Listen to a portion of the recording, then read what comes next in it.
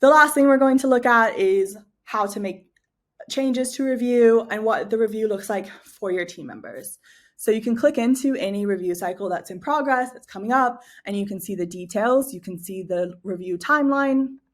You can see the cycle status. So it's only an 8% completion, but it ends tomorrow. Kind of worrying. Maybe I need to follow up with my team. Maybe I need to extend the review date. And then you'll be able to see here kind of a breakdown of the different steps that have been completed. So only one person has shared their own feedback. Only one reviewer has shared their feedback. No peer feedback has been shared, and no final meeting notes have been shared. By clicking into a review, you're able to see kind of high-level information. So super admins and Charlie, you're the data controllers. You can see absolutely everything. You can see all submitted feedback, even if you are not participating in the review.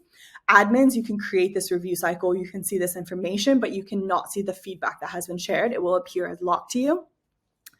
So this is what a review cycle looks like from my perspective as a reviewer. It would live here on my activity page, and it would also live on the Grow tab overview.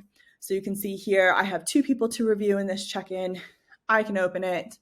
I can scroll down and see, oh, I've not reviewed Jenny. By clicking Go to Review, this is what a review cycle looks like for a reviewer or participant. You'll see the preparation, little tips. I'm the reviewer. I need to invite Jenny to a review meeting. This is the day that the cycle ends, so I need to make sure it's done before that. It also shows you previous reviews. So if you want to see historical reviews to then compare to this review, maybe to see their growth, you can see that here. And then these are the feedback forms. So you can see that Jenny has yet to complete her self-evaluation. When she does, I'll receive an email letting me know, and then I'd be able to see the feedback answers here. This is where I see my evaluation of Jenny. So I can come in and input my responses. They're always saved as a draft. So you can click in, you can click out. Me personally, when I participate in my reviews, I like to input my review information over a couple of days. So I'm not rushed and I know exactly what I'm saying. And then when you're happy and all review boxes have been filled, you can come in and click submit and share. I will flag who receives an email and who can see your responses. So Charlie will send an email to Jenny to let them know I've shared my responses, but there are 2 other people who can access my review and won't be notified. And you'll see why. It's because they're super admins. So by clicking yes, submit, and share, Jenny gets an email letting her know that I've shared my evaluation of her with her, and then she can come into Charlie and see it here. Below that, you'll see an option to include a review summary. It's locked at the moment because you cannot submit the review summary until both participants have submitted their review, but this is where you would submit the final action notes, the final meeting notes, any decisions here, and then there'll be an option to share and submit and close the review. Above that, you'll notice this is the peer feedback. So this is some of the guidance. There's been no peer feedback shared here yet because me as a reviewer, I've not actually requested that feedback. To request peer feedback, I'd come up and go to the peer feedback section here. And then it asks me to select the recipients. So I would select the users I would like to give feedback for Jenny. I can include a deadline if I want them to submit it by a certain date.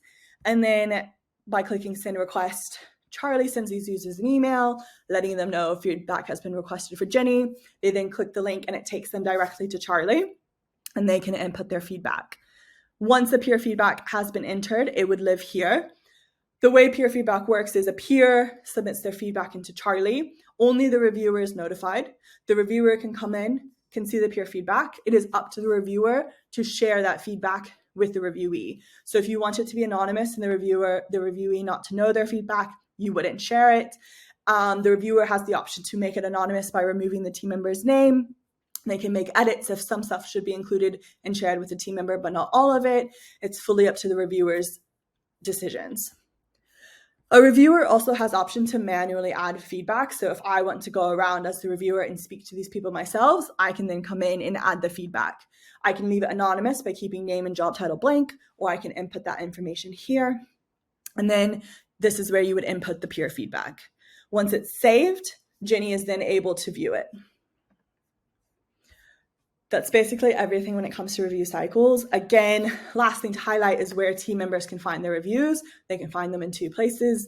They can find them here on the Grow tab with their active reviews, where they are a reviewer and where they're a reviewee. And they're also able to view all the reviews on their profile Grow tab. A normal team member cannot see upcoming reviews. Only super admins and admins can see any upcoming reviews that are scheduled.